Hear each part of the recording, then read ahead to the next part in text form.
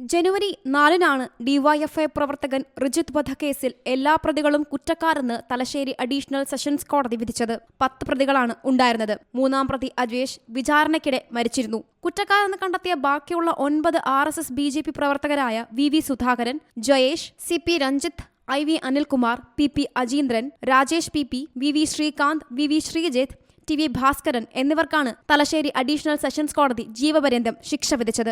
അതേസമയം വധശിക്ഷയാണ് പ്രതീക്ഷിച്ചതെന്നും അവർ ഒരിക്കലും പുറത്തുവരാൻ പാടില്ലെന്നും റിജിത്തിന്റെ അമ്മ ജാനകി പ്രതികരിച്ചു. എനിക്ക് നഷ്ടപ്പെട്ട് തിരിച്ചു കിട്ടൂലല്ലോ, അത് തിരിച്ചു കിട്ടിയെങ്കിലല്ലേ എനിക്ക് ആശ്വസിക്കും, കണ്ടു സന്തോഷിക്കാൻ കഴിയുള്ളൂ. അതൊരിക്കലും കിട്ടൂലല്ലോ. പിന്നെ എങ്ങനെ ഞാൻ സന്തോഷിക്കുക? എങ്കിലും ആശ്വാസം ഉണ്ടെന്ന് പറയാം. ഇതിനു വേണ്ടി പ്രവർത്തിച്ച അഡ്വക്കേറ്റോടും ന്യായത്തിനോടും ഞാൻ 1000 നന്ദി അറിയിക്കുന്നു.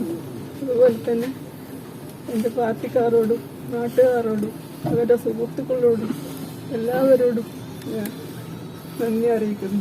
ഇത്തരം കേസുകളിൽ കോടതിക്ക് നൽകാൻ കഴിയുന്ന കൂടിയ ശിക്ഷയാണിപ്പോൾ നൽകിയിട്ടുള്ളതെന്ന് special prosecutor advocate BP Sasheendran പറഞ്ഞു. 10 പ്രതികളാണുള്ളത്. ഈ 10 പ്രതികൾക്കും ജീവപര്യന്തം ശിക്ഷയാണ് വിധിച്ചിരിക്കുന്നത്.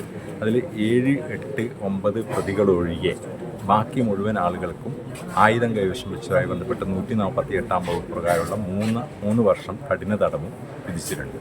മറ്റ് പ്രതികളെല്ലാം തന്നെ 307-ാം വകുപ്പ് പ്രകാരവും എല്ലാ പ്രതികളെയും 307-ാം വകുപ്പ് പ്രകാരം 10 വർഷം കഠിന തടവിന്. 2005 ഒക്ടോബർ 3-ന് രാത്രി 7:45-നായിരുന്നു കേസിനാസ്പദമായ സംഭവം. സുഹൃത്തുക്കളോടൊപ്പം വീട്ടിലേക്ക് പോകുമ്പോഴാണ് കണ്ണൂർ തച്ചൻകണ്ടിയാൽ ക്ഷേത്രത്തിനടുത്ത് വെച്ച് പ്രതികൾ മാരകായുധങ്ങളുമായി ആക്രമിച്ചത്. ആക്രമത്തിൽ റിജിത്തിനും ഒപ്പമുണ്ടായിരുന്ന ഡിവൈഎഫ്ഐ പ്രവർത്തകരായ നികേഷ്, വികാസ്, വിമൽ എന്നിവർക്കും വെട്ടേറ്റു. റിജിത്ത് സംഭവസ്ഥലത്ത് വെച്ച് തന്നെ കൊല്ലപ്പെട്ടു. ക്ഷേത്രമുറ്റത്ത് ശാഖ നടത്തിയത് ചോദ്യം ചെയ്തുള്ള വൈരാഗ്യമായിരുന്നു കൊലപാതകത്തിന് പിന്നിൽ. കണ്ണൂരിൽ RSS നടത്തിയ ക്രൂരമായ രാഷ്ട്രീയ കൊലപാതകത്തിലൊന്നായിരുന്നു 25 വയസ്സുകാരനായ റിജിത്തിന്റെ കൊലപാതകം. സീ മലയാളം ന്യൂസ്, കണ്ണൂർ.